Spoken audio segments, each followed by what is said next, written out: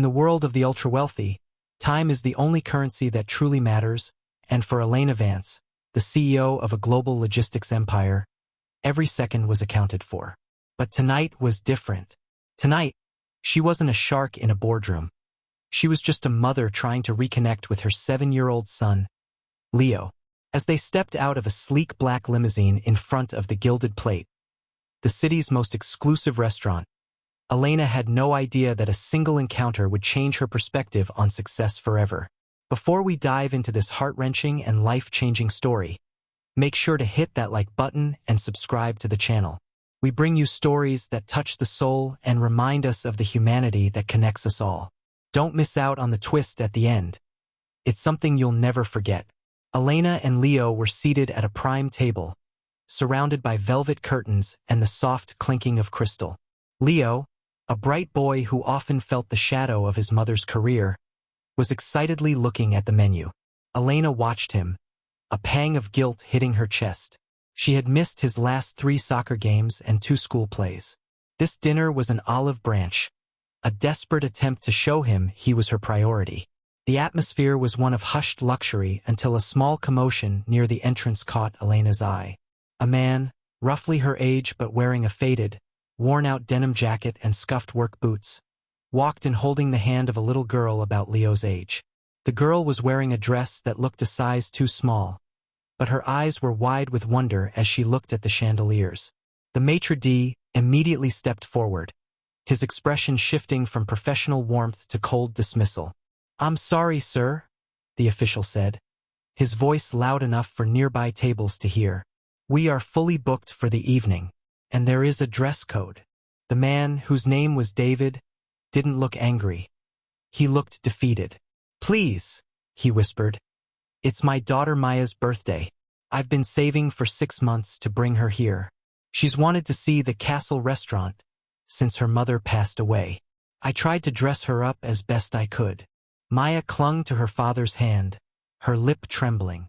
The magic of the room was fading into a sense of humiliation. The diners around them began to whisper, casting judgmental glances at David's attire. Elena watched the scene unfold. She looked at Leo, who was staring at Maya with a look of pure empathy. "Mom," Leo whispered. She looked sad. "Like me when you don't come home."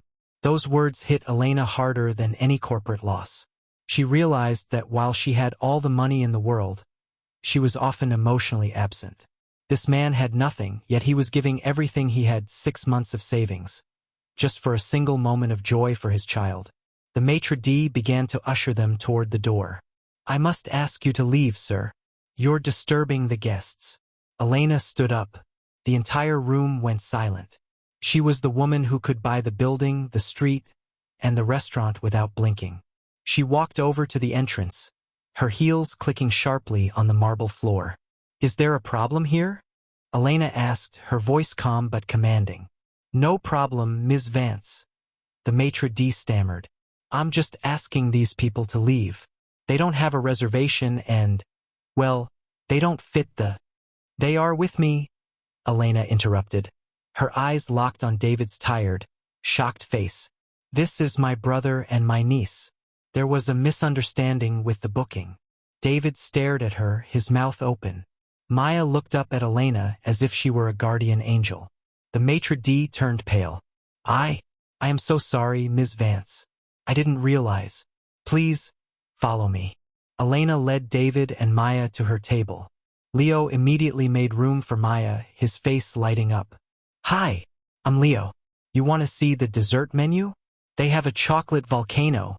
The dinner was unlike any Elena had ever experienced. She stopped checking her phone. She ignored the 3 urgent emails from her London office. Instead, she listened to David. He told her about working 2 jobs as a mechanic and a night security guard to keep Maya in a safe neighborhood. He talked about Maya's love for drawing and how she wanted to be an architect. Elena saw a reflection of a life she had forgotten.